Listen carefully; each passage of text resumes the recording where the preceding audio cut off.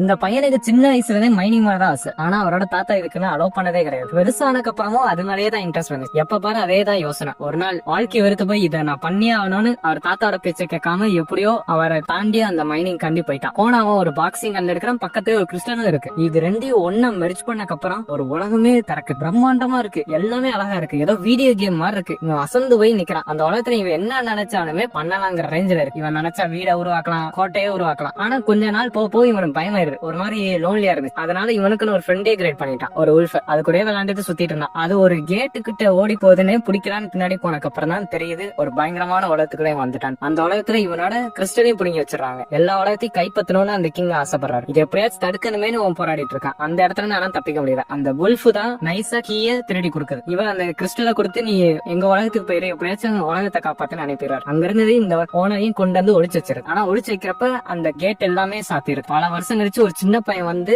அந்த கிறிஸ்டல் ரெண்டையும் மெர்ஜ் பண்றான். மறுபடியும் அந்த கேட் எல்லாம் ஓபன் ஆகுது. அந்த பக்கம் இந்த பையனை கூட்டு போகுது. அந்த கிறிஸ்டல் போய் பார்த்தா உள்ள இவனை கொஞ்சம் கொஞ்சமா இதுக்க ஆரம்பிக்குது. இவனோட குடும்பமும் ஃப்ரெண்ட்ஸும் பின்னாடியே வராங்க. ஆனா இவங்க என்னன்னு நிதானிக்கிறக்குள்ள மொத்தமா எல்லாரையும் உள்ள இழுத்துறது அந்த கேட்.